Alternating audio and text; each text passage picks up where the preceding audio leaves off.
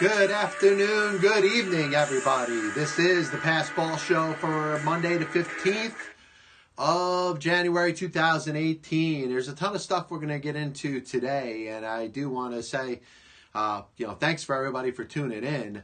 A couple different issues I want to hit up. Obviously, you got the football games this past weekend, and obviously the finish of the New Orleans-Minnesota game, which there's a lot to talk about with that. You got a head coach change for the Tennessee Titans after, making it arguably further than they were expected to. We're going to touch on that. And also the Andrew McCutchen trade, going from the Pirates to the San Francisco Giants. A lot of different angles with that. You got the Pirates obviously selling off, maybe conceding the 2018 season, looking towards the future. And the Giants bringing in another veteran player is going to upset some people, especially the sabermetric community that say there have to be younger players. If they're not younger players, your team's going to stink. So we'll touch on that in a little bit. But, of course, we have to start the program by talking about a little bit of a rough weekend in regards to certainly somebody that meant a lot to the world of broadcasting. And it's a shame because it was just a couple weeks ago that we were talking about the life of Dick Enberg, a man that obviously had the opportunity to broadcast so many different sports, but did it all in a way where you thought he was a pro at just about everything that he spoke about. You could have him broadcast a race between a couple grains of sand that happens to be sliding off of some sort of surface. And Dick Enberg would do it in a way where you would be interested in it. He would describe every important detail and would certainly do it in a way where you'd be interested. And another legendary voice passes away, one that certainly took up a large amount of my childhood. And that, of course, is Keith Jackson. And Keith Jackson, I know from being a guy that has studied baseball, for a guy that broadcast many World Series, particularly in the 70s. But for those that remember Keith Jackson, he'll always be remembered for his impact on college football and talking, the whoa, Nelly, and just the very low monotone voice, but just almost like a voice of God that was describing the action. And, he had a very good personality. In fact, a personality that you almost didn't see if you just watched him on an every now and then basis. But the more you got to know of Keith Jackson, he's certainly a voice that impacted the world of sports for many, many years. He's going to be missed, of course, passing away at the age of 89. And before the end of the week, we're going to try to get a guest that had some experiences and knew about Keith Jackson to certainly talk about his legacy as it applies to the world of sports. And like I said, with Keith Jackson, it wasn't just about college football, but certainly the voice of college football for over 50 years. And we think of, I can't think of too many. And obviously there's plenty from the worlds of, CBS and ABC that have been able to broadcast and do at a very high level the likes of college football. But, you think of college football and the voice that comes to your head is Keith Jackson. And, here I'll play a quick little 1-minute tribute for Keith Jackson. And this is the voice of the best when it comes to college football, one of the best in regards to broadcasting of all time. The hyperbole is done. Now we can finally play the game. Look at that. Oh, my goodness. One man. Goodbye. Hello, Haskins. Intercepted by Peeg. George Peeg to the end zone. Touchdown. We're going to play football. Yippee. The ball's up in the air. Caught. Ball goes into the end zone, and it is incomplete. Oh, the forward, everybody. There's a penalty flag thrown, and I think it's against Miami. The royalty of college football is in assembly at the Rose Bowl 2006. He's going for the corner. He's got it. Vince Young scored. Texas has defeated Southern California to win the national championship of college football. And certainly a man that's going to be missed. And, of course, we find out yesterday that the longtime Major League umpire, Doug Harvey, passes away. And this was one of the guys that took pride in doing the job that he was supposed to. And I talk all the time in regards to umpires in Major League Baseball, and there's so many of them that make it about their own name and want to put their stamp in the game and want the game to be about themselves. And I will say this, and of course Bob Davison, one of the umpires that I did not respect very much for the way that he handled himself and made the game about himself, could have learned a lot from Doug Harvey. You look at the likes of a Joe West or an Angel Hernandez. I wish they would have learned more from Doug Harvey. Doug Harvey was extremely knowledgeable. He knew the baseball rule book like none other. And he wasn't afraid to make sure the game was being abided by its rules. And he, to get the nickname, quote unquote, God from players, he had that authoritative command of the baseball rules. And I'll tell you what stands out the most about Doug Harvey is the fact that he didn't need to make it about himself. And we look at umpires today, and I tell you, all you have to do is turn on a baseball game today. And the umpires, they don't want to hear anything. If their authority is being questioned in any way, they make it about them. They don't make it about the game. And Doug Harvey was able to keep that sort of authority that existed. Because think about it. What is an umpire? An umpire is an arbiter. He's non-biased. He is a third segment of the baseball game that's being played between two teams. He's right down the middle. And when a game is being played, you want it to be determined by what you see on the field. There's a human element involved, and there's no umpire that did their job for however long, especially as long as Doug Harvey did, for over 30 years, and didn't make mistakes. But to make sure it's understood that the game is going to be determined by the players, number one, on the field, but number two, that the umpire's word is the final say.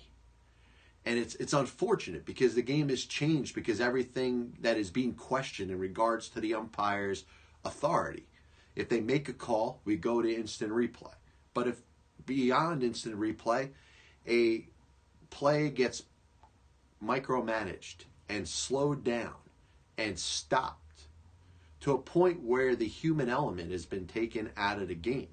But when Doug Harvey presided over a game, his word was respected by both sides. And the fact that a strike was a strike, and if you thought the ball was a little off the plate, you respected the call even if it was against you, because the umpires respect that he earned from both teams. And I think very few umpires in my lifetime have earned the type of respect that Doug Harvey was able to get from the players. Like I said, it wasn't about being perfect. It wasn't about getting every single call right. Because nobody could do that. Not me, not you, not Bill Clem, not Tom Connolly, not Jocko Conlon, not Shad Crawford, not anybody would be able to get every single call right, especially when we're talking about things that happen in a split second and the umpire has to make the decision. But to earn the respect from, I would say, 99.9% of the players that played while Doug Harvey was an umpire, and I would say closer to 100% of the players that played while Doug Harvey was the crew chief of his own umpiring crew. There's nobody today, no umpire, that has gained and earned the respect of the players the way Doug Harvey did. He's going to be missed. Pretty similar to Keith Jackson. We're going to work on trying to get a guest, somebody that had an association and knew and worked with or played during the time that Doug Harvey was an umpire.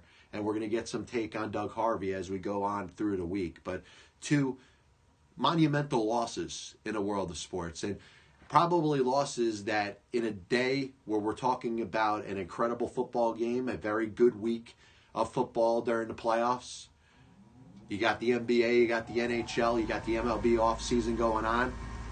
I don't think there's been enough perspective given to the lives of Keith Jackson and Doug Harvey. And hopefully we'll be able to work on getting some guests that are going to be able to talk a little more about Keith Jackson and Doug Harvey as we move on through the week. But listen, it would be hard to do a show today and not react over what we saw Sunday night, last night. And I'll tell a quick story. You know, a lot of people are in different environments, and sometimes you're leaving a place. I was in a spot where I'm leaving a place, and, you know, the game is unfolding. First, the Minnesota field goal to, you know, put them ahead late in the game. You're wondering, hey, about a minute and a half left, the New Orleans Saints got a chance to move down the field. I said when we were doing Pielli's picks last week, you know, who do I trust to drive his team down the field with the game on the line? If the Saints are trailing, I feel pretty confident that Drew Brees could get the job done. I didn't feel the same in regards to Case Keenum. With all due respect to him, Case Keenum's had a great season. In fact, Case Keenum has earned himself a future as a starting NFL quarterback. And you know what? It's interesting to see what's going to happen in the NFC Championship game. And if the Vikings are lucky enough to get to the Super Bowl, can Case Keenum win a Super Bowl? Because you know what? He's proven up to this point that he can hang with the likes of anybody. But going back to what I was saying before, Drew Brees drives down the field. Field goal with under a minute to go. Now you think there's a chance of something happening. But I tell you, I didn't feel as comfortable with Case Keenum leading the Vikings down the field, even though he's had a good season, even though he's earned his stripes. Everything you could say about him, if the Minnesota Vikings are smart, they would keep Case Keenum as their quarterback going forward instead of Sam Bradford, instead of Teddy Bridgewater. But that being said, man, tall order. And you see one of the most remarkable plays probably in NFL history. And I know we talk about what happened yesterday, and I used the term yesterday, and I'm saying vague about it. And what I mean is the most recent thing that's in our minds. And we like to compare it to history a lot. And I will do some comparing to history when I talk about this particular moment. But one of the most incredible plays you'll ever see. Case Keenum throws the ball down the right sideline, hits Stephon Diggs, the safety for the New Orleans Saints, ends up making a dive at him like he's looking to get the big hit. And it turns out that Stephon Diggs not only catches the ball, but ends up breaking free, going down the sidelines untouched for the touchdown. And I tell you, a very unfortunate situation for not only the New Orleans Saints, but Marcus Williams, who is in an incredible position to make a huge play that's going to impact this game one way or the other. As this play is unfolding, you're certainly looking at it, you're saying, man, all you're asking for in this spot is for the player to make a stop. And this wasn't a situation where the receiver was wide open. This was a situation where a player is in a position to make a tackle, maybe knock him out of bounds, maybe put him in a position where the Vikings are going to have a tough call. If he's out of bounds, maybe they got one last play, maybe it'll be a Hail Mary. But the odds are the Saints still have a chance to win this game. I feel bad for the young man. Marcus Williams has had a great year. He's going to be defined potentially forever. And I think he understands this, and he needs to. That this is a situation where sometimes a play this big and on this magnitude, at this level, can determine what somebody is remembered for the rest of their life. And I'm going to go the extreme. And I'm going to compare this to something that happened in Major League Baseball history a long, long time ago. In fact, so long ago that I promise you there's nobody that's watching this program or listening to me right now that was there to see this. The 1912 World Series. The Boston Red Sox are playing the New York Giants. Game 8 of a best-of-7 series. And it was Game 8 because one of the games ended in a tie and was called because of darkness. Each team has won 3 games. The other game, like I said, finished in a tie. It's the deciding game where in extra innings, the Giants are on the verge of finishing the game and winning themselves a World Series. A ball is hit to center field, and center fielder Fred Snodgrass is under it, and he drops the fly ball. After he drops the fly ball, the Red Sox come back, score 2 runs in the bottom of this inning, and win the World Series. Fred Snodgrass forever is going to be remembered as a GOAT when it comes to this World Series. 60 years later, he ends up passing away in 1972. Lives a very long life, has a very successful career outside of baseball. In fact, plays for quite a bit longer for the New York Giants. Actually gets a raise from John McGraw after dropping that fly ball in the 1912 World Series. The newspaper headline when Fred Snodgrass died in 1972 says, Fred Snodgrass dropped fly ball in 1912 World Series, dies. His entire life, 60 years after the fact, he is remembered for that dropped fly ball in the World Series. Marcus Williams has the opportunity, certainly. He's young enough. He's got a very long career ahead of him. Hopefully, he will be remembered for something better than missing this tackle. But when we look at the history of baseball and we look at everything that happened in Fred Snodgrass's life, everything you hear about him was good. Baseball historians say this man was very successful outside of baseball. He finished with a decent career. He's remembered for that fly ball that he dropped in the 1912 World Series. And I'm not going to bore you with history here, but you could go back 4 years earlier and talk about Fred Merkle, who failed to touch second base in a game in which the New York Giants won and ends up being called out when second baseman Johnny Evers takes a ball out of the stands, throws it to second base, and Hank O'Day, who is the umpire, calls him out and ends up nullifying a win that would have been good enough to put the Giants in the World Series in 1908. What, of course, happens? The Chicago Cubs won the World Series that year. Of course, they didn't win another World Series again for another 108 years. But Fred Merkle, in a play that was called Merkle's Boner, was remembered for the rest of his career and his life for one play. Will Marcus Williams be remembered for his quote-unquote whiff? There's Merkle's Boner. There's Snodgrass's muff. Maybe we're going to remember Marcus Williams for Williams' whiff. It's going to be interesting to see. And unfortunately, a lot of attention is drawn to that outside of a week which provided some very good football. The Minnesota Vikings were in that game. They had the opportunity to put it away, and they didn't. In fact, if you were looking at it from this other perspective, the fact that the Saints were even in this game, even took the lead within the last minute, was a sign of the collapse for the Minnesota Vikings.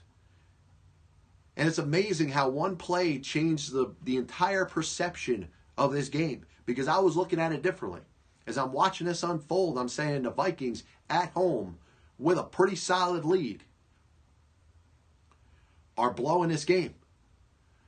And Drew Brees, who I certainly believe in more than Case Keenum, with all due respect to Case Keenum, is leading his team back. And unfortunately, within the last 10 seconds, you watch one of the most miraculous plays, I think, in the history of sports. Certainly in the history of the National Football League postseason. And I look at it, Marcus Williams, of course, is the GOAT. Williams whiff. He missed. I don't know how he misses making any sort of contact with this receiver, but I tell you, blame has to also be thrown towards that New Orleans defense. How are you going to be in that position where there is nobody there to tackle him after that one guy misses? Why are you not having 2-3 guys in a freaking end zone? The last thing that you could accept in that play is a touchdown. How is the entire sideline free of New Orleans players? It's unbelievable how that entire defense could miss him. And I'll tell you, you look at Marcus Williams and you want to blame him all you want, and if he goes down in infamy along the same lines as Fred Snodgrass and Fred Merkel, that's fine. Is he going to be remembered like Billy Buckner? He might be. It happens. You realize in a split second your actions or non-actions can determine the rest of your life. But I tell you, the Vikings won that game. Good for them. But I tell you, they didn't impress me. They have a very solid defense. They've been known to have a defense that's as good as anybody in the NFL. Certainly anybody in the NFC. And that defense let that New Orleans Saints team come back and just about beat them, because they did. The Saints had that game won. If not for the flukiest of flukes, the miracles of miracles. And I'll put that play right up there with the Music City miracle that we saw in 1999 with the Titans and the Bills. I remember watching that game like it was nothing. Obviously, you're looking at it from a fan's perspective as opposed to an analyst's perspective, like I'm looking at the game from yesterday. But I'm remembering the Buffalo Bills taking a lead in that game and thinking it was over. And it certainly was. All you're looking at is a kickoff as the game is essentially running out. And I watched Kevin Dyson run on that sidelines thinking that was the miracle of all miracles. And if you're a Minnesota Viking fan last night, that's the one way you have to look at it. I would love to see a team as a fan win a game fair and square, or win a game because they were simply the better team. I look at it a little bit differently when you have an absolute miracle determine the fate of the game. Now, going back to the Titans season of 99, that was the first round game against the Buffalo Bills. They ended up having to win more, and they built right off of that momentum and took themselves to the Super Bowl, and of course lost the Super Bowl in, I wouldn't say similarly heartbreaking fashion, but they came up just a bit short. A little more than a yard short of being able to tie the Rams, which, by the way, they needed to convert on a 2-point conversion if they were going to keep that game going. But, could they build off of a little bit of momentum from this miracle that we saw last night? Sure. But I'll tell you one thing. I was not impressed with what I saw from the Minnesota Vikings, especially when they are able to build that lead. And it didn't take much for them to hold on to that lead. I understand Drew Brees is a Hall of Fame quarterback. But you let them come back and take the lead within the last minute. It would not have been a good loss if the Vikings had lost that game. Winning cures a lot of things. Just like money cures a lot of things. If you have money, you can get away with a lot of problems. A lot of problems that you have that you don't really think about. But winning, you tend to not dissect games down to the point where you do when you lose.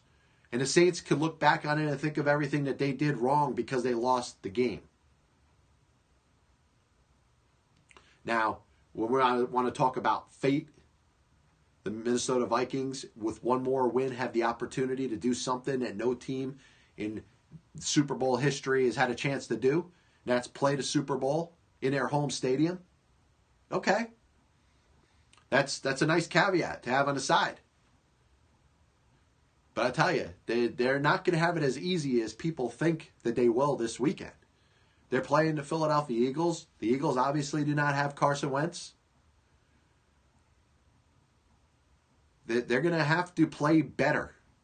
And if they're lucky enough to get themselves a lead in this game this Sunday, well, I'll tell you, that defense is going to be on trial. That defense that everybody says is so good, the numbers say is pretty darn good.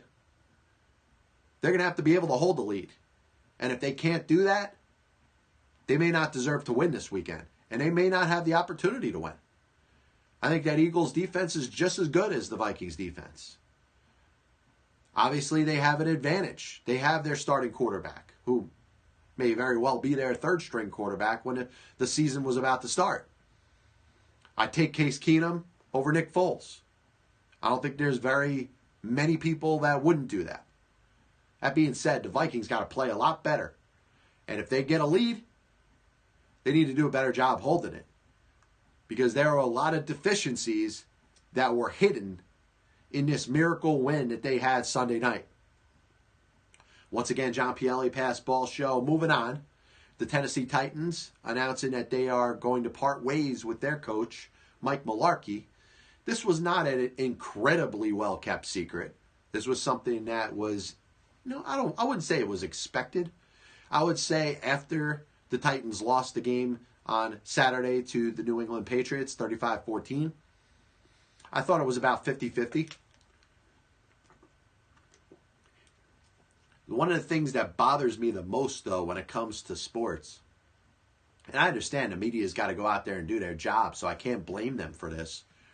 But when there's leaks, especially when we're talking about something that's as serious as the coach for a team that's still alive in a postseason, that bothered me. Because it's not the media's fault if they get information and they're reporting information. It's the responsibility of a team when information that shouldn't be leaked gets leaked to the media. And the fact that Mike Mularkey, going in to the Kansas City game, is rumored to be on his way out. I don't care if the Tennessee Titans had that as their set plan. I don't care if Amy Adams has that knowledge. John Robinson knows that they're going to move on from their coach once the season ends. From a professional level, you cannot allow that information to be leaked to the media. And you want to say that it's harder to do that now? Maybe. I'll buy that a little bit. But if you're running an organization professionally, you cannot allow that to go out there. You cannot allow speculation that that is the direction that you're leaning towards. If people want to say, hey, it's a rumor, that it's a possibility, maybe there was some tension this season, maybe the Titans haven't been as happy as they're with the development of Marcus Mariota, you could speculate all you want. But when it takes that next turn, where it's being reported that this is what they're thinking, that is a lousy job by the Tennessee Titans to let that information get out there. And if I'm running that organization, I'm looking to see who leaked that information, and I'm firing their ass. Each one of these professional sports teams are operating like a business. And if my business has somebody that's leaking classified information, or at the very least, information that's not professional to be leaked, that person needs to lose their job. And I'm not even going to get into the situation, whether it was deserved that Mike Mularkey lost his job. The Titans got every right to look back at what happened this past season. And Marcus Mariota, in spite of leading the team into the playoffs, in spite of leading the team to a victory on the road in Kansas City in the wild card game, threw more interceptions than he did touchdowns. He did not excite the way he did last year. His performance on the field in 2016 was much better than what we saw this past season. I think the Titans had a better team around him. I think their defense grew by leaps and bounds this season. They were a better team this year than they were last year.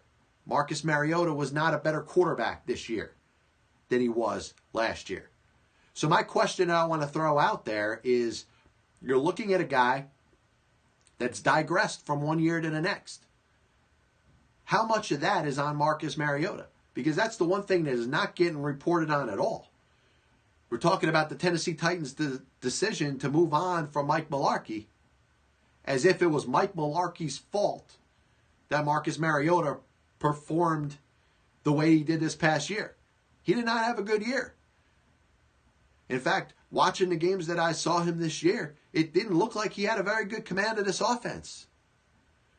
I couldn't trust him to make a big throw.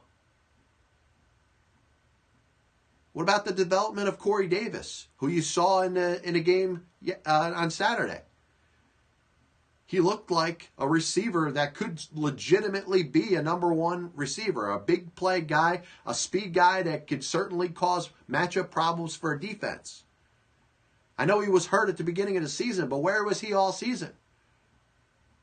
Is that a coaching decision? Was he not being used properly? I don't know. Maybe all these things together led to the decision to move on from Mike Mularkey. As we hit the halfway point here on the Pass Ball Show.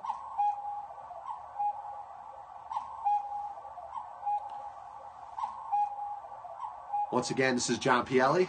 Be on with you for another half hour or so. The number, if you want to call in, 732-364-3598. That's 732-364-3598.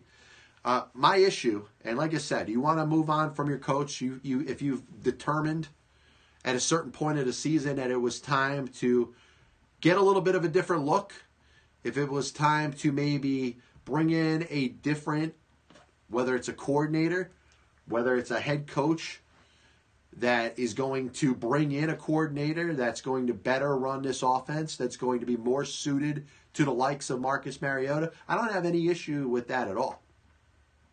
Two things bother me, and two things need to be addressed. One of them is definitely by the Tennessee Titans.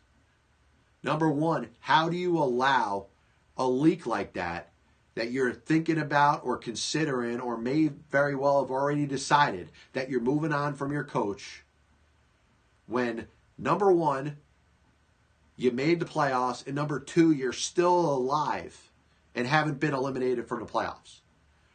Like I said, rumors are one thing. I got no issue with somebody speculating about the possibility of Mike Mularkey being let go. That's a journalist's job. You know, when you're a reporter, those are the kind of things you report on. But when it comes to hearing from somebody within the organization that this could not just very well be a possibility, but there's a plan in action, that the Titans were legitimately talking to Josh McDaniels while they were still alive in the playoffs and their season hadn't ended yet. If you were doing that, fine. But the fact that you allowed the media to report that's what you were doing, somebody needs to be fired. Somebody needs to be held accountable for that information being leaked to the media. And number two, how much of Marcus Mariota's rough season in 2017 and his digression in his development is going to be put on Marcus Mariota? Am I ready to give up on him and say that he shouldn't be the quarterback of the future? No. But he needs to look in the mirror. He needs to look at what didn't go right this season. And if he's going to blame it on the coach, then I'll tell you, I will question whether I trust Marcus Mariota to lead this team to bigger and better times. There does have to be some blame thrown at Marcus Mariota here. But I think it was a terrible job by the organization to allow this information to be leaked. From the owner, Amy Adams, down to John Robinson, who's done a very good job as a general manager there. Comes over from New England. It looks like he's got this team moving in the right direction. Somewhere along the lines, I think the Titans are going to see some better times. And you never know. You bring in a coach. And what I want to see in the NFL is I think the league has to stop getting away from these offensive or defensive gurus. I quote Dave Gettleman, who is the new general manager of the New York Giants, says, "I'm looking for a CEO." And that's really what you need to look for in a head coach. And whether it's a guy like John Gruden who comes in and says, listen, this is my plan. I'm going to hire this guy to do this guy to do that. I'm going to run the team this way. I don't need to see an offensive-minded head coach that says, hey, I'm going to call the plays too. I would prefer my head coach in the National Football League to have somebody designated as their offensive coordinator that's going to call the plays. Somebody on defense that's going to call plays and enact the defense the way that they want to run it. Does the head coach have input? Absolutely. And the head coach needs to be involved in regards to what's going on. But a good head coach oversees the whole thing. A good head coach in the National Football League is a CEO. And you can look at the likes of a Sean McVay, who did a great job with Jared Goff this season with the Los Angeles Rams. But you've got to look at that as the exception to the rule. Sometimes a coach that happens to be an offensive guru has success. There's been many examples. You look at the likes of a Mike Holmgren. Many coaches have done well where they specialized in offense. The plan for a coach in the National Football League to be successful, they need to see the whole operation. Yes, they could come from one side of the football. They could specialize in offense and defense. But they need to oversee the whole team. And I'll tell you, one of the things I talked about last week when we were talking about locker room chemistry, the fact that we got a whole millennial generation of players that are impacting what we're seeing on the football field, not just physically, but in their minds. A generation of men who were raised differently, or parents were not, or felt like they could not enact any sort of discipline, whether it's physical or emotional or just constructive. You have a whole generation of players right now that were not shown the difference between right and wrong, that were not held accountable for their actions. And you're seeing the results. You're seeing locker rooms that are being run by kids that were given no direction when they were growing up. If they were given no direction growing up from their parents, how are they expected to be given direction from a coach? And that's what makes the coach's job harder. And the emphasis on coaching in a National Football League should be on controlling that locker room. It shouldn't be on calling the best plays on offense or defense. It should not be on being a quote-unquote guru. Are you going to be any sort of a disciplinarian? And I'm not talking about being an extreme tough guy, the old school head coach, my way or the highway, but there has to be some discipline. And you wonder why the average lifespan of an NFL head coach is a lot shorter than it's been in a very long time, maybe in the history of the National Football League. You wonder why? Because coaches are almost afraid to show any sort of discipline. You have a diva wide receiver that's out there doing whatever it is that he wants to do. The coach feels like he doesn't have as much power as that receiver does. And I'll tell you, from the owner down to the president to the general manager, a successful NFL team is going to need to make sure that they know that their coach is going to be stood behind. If you have a coach that doesn't feel like his word is going to be taken over that of a star player, that team's not going to succeed. And if you look at the New York Football Giants, honestly, I don't care who they hire. They better hire somebody that has the balls to stand up to Odell Beckham. Because if they don't, you may see a lot of the same things that we saw this past season. You have a coach in Ben McAdoo that probably did everything that he could in his own mind to try to show that he was the boss. But when he decided to crack down on his players on defense, right after he blew it, when he had the opportunity to address Odell Beckham Jr., it impacted that locker room. It impacted the way his players respected him. And it impacted the way the players showed effort in regards to the performance on the football field. And if you want to have a successful coach, you're going to have to give him that sort of authority. And one of the questions that I would be asking if I had a head coach candidate sitting here with me for a potential National Football League job, I'd ask, how are you going to handle that diva wide receiver? How are you going to handle the millennial generation player that didn't have any discipline growing up and doesn't feel like they have to listen to anybody in regards to what they do? They've already decided before they've ever played in a National Football League that they're going to conduct themselves a certain way, and they don't care what anybody has to say about it. How are you going to handle that player? And I want to know, are these the conversations that are going on when a potential head coaching candidate is being interviewed? Moving on, this is the Pass Ball Show brought to you by JohnPielli.com.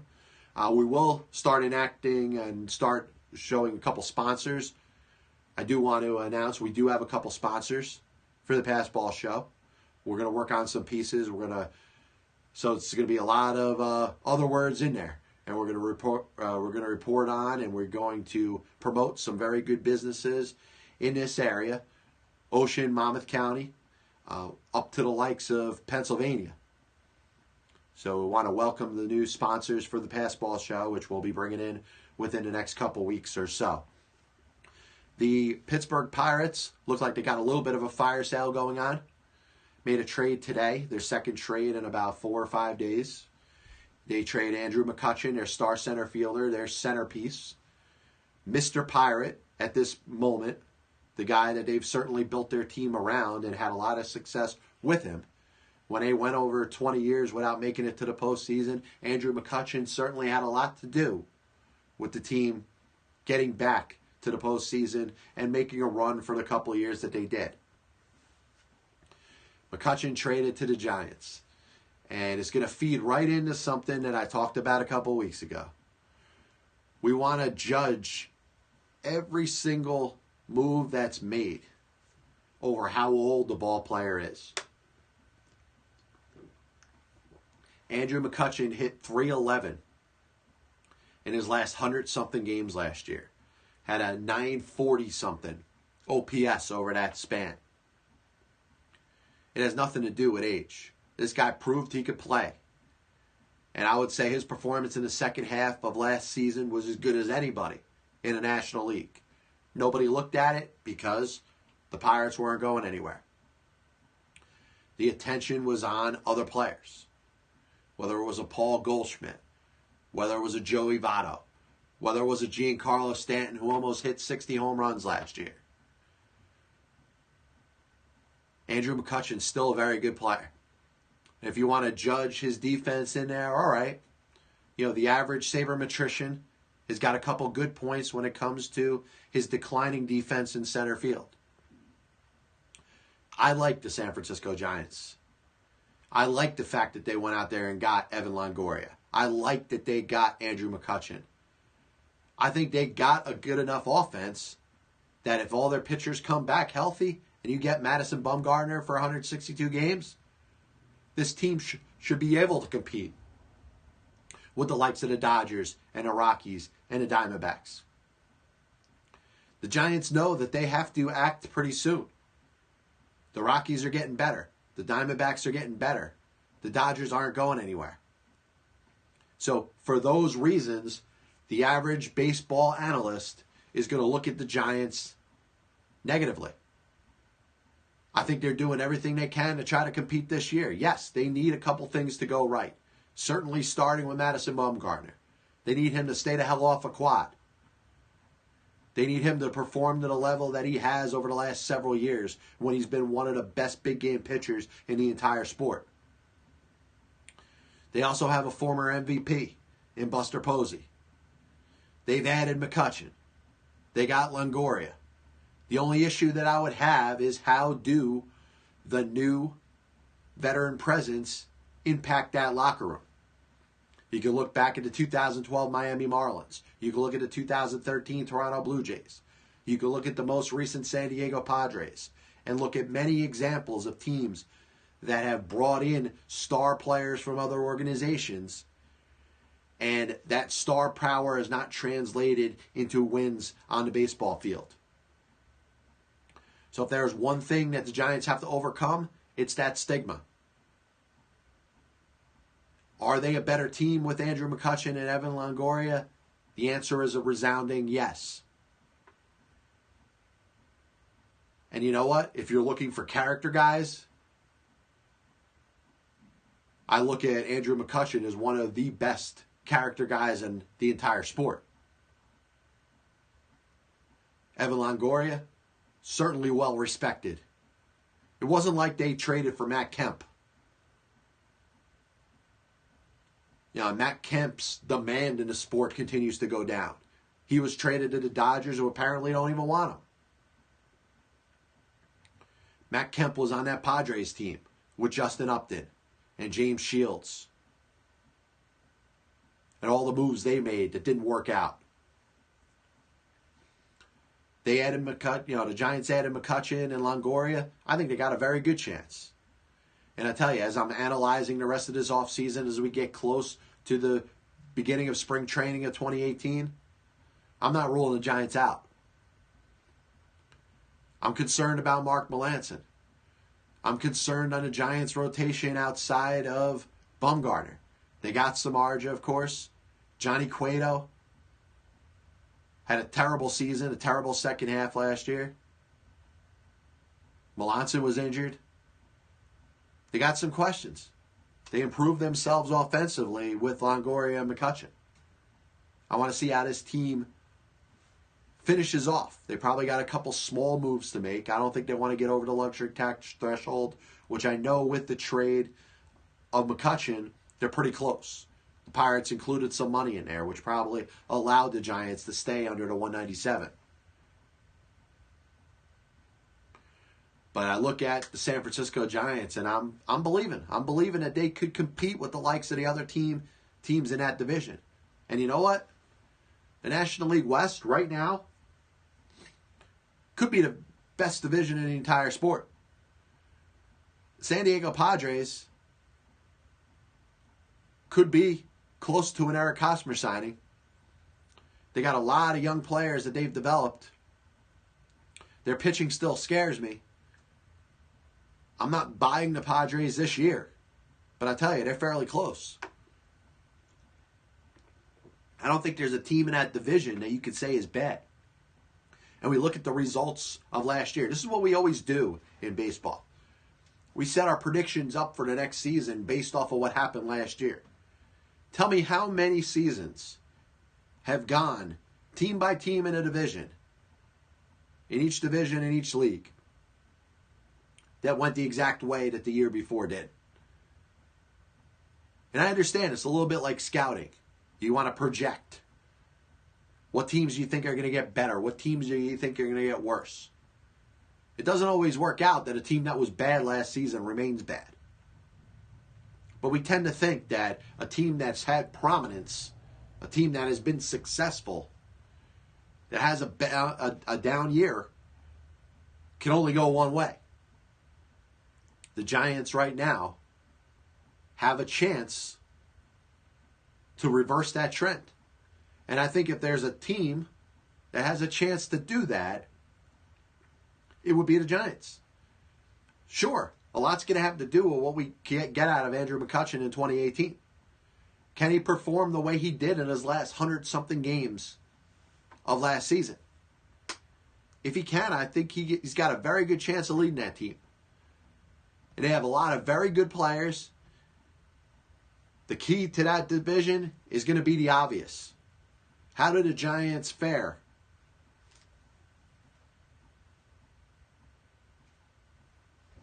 in their 76 games they play in the National League West? They play the Dodgers. They play the Rockies and Diamondbacks and Padres. Can they have a decisively winning record within their own division? I think whatever team does that is going to be up there towards the top. And let's be real, there are a lot of bad teams in the National League. In fact, there are enough bad teams in the National League where the Padres should be able to pick up some wins against them. The Padres should be beating the Marlins. The Padres should be beating the Pirates and the Reds. Maybe even the Phillies. Still a lot of this offseason to go. Still a lot of free agents out there. So we can't really start getting too far ahead of ourselves in regards to projections now. But I think the Giants have put themselves in a very good spot. And making this McCutchen trade on top of the Longoria trade, I know it's making the sabermetricians go nuts. That person that studies numbers and depreciation and probability is hating the San Francisco Giants right now. And my answer? Good. Because I like to see these guys proven wrong. I'm not 100% against them, but I like the fact that they are proven to be as much human as I am, as much human as that hardcore, old school baseball guy. Nothing's 100%. You can throw numbers and formulas at me all you want. You could show odds. But I like to see the exception to the rule. And I'm on team San Francisco Giants. I want to see them beat the likes of the Dodgers. Beat the likes of any team that is, 100% statistically inclined. I want to see Bruce Bochy manage with his gut. I want to see him go with Madison Bumgarner in the 8th or 9th inning because he trusts Madison Bumgarner. Not because some clipboard tells him that the 3rd time or the 4th time through the batting order, the opponents have a little bit of a higher batting average against them.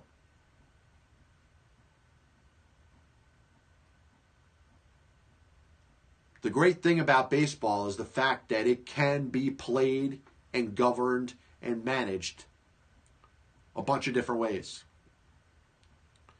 And unfortunately, there is a small group of our community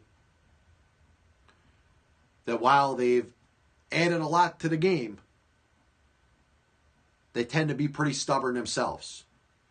And when we talk about the old school baseball analyst being the one that's stubborn, there's just as much stubbornness that exists when we're talking about the new age of baseball. You say, just because you have the advantage of this, it doesn't mean that it applies 100% of the time. And I still believe that the best baseball people use a little bit of everything. Some may use stats a little bit more and sabermetrics a little bit more. But the best baseball people and the best run baseball organizations are the ones that use everything and take every little advantage that they can. Yes, it's about scouting.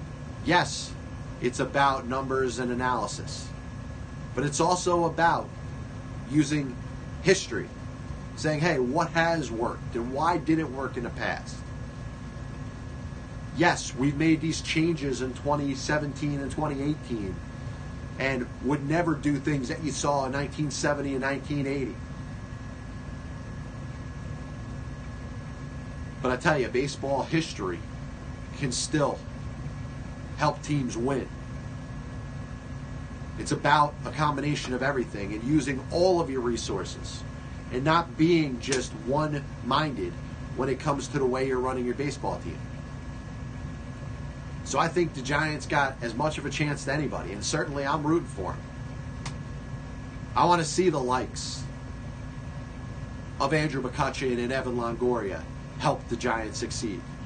I want to see the remnants of the 2010, 2012, and 2014 World Series champions still show they got something left. I want Bruce Bochy to manage with his gut and still lead the Giants to victory.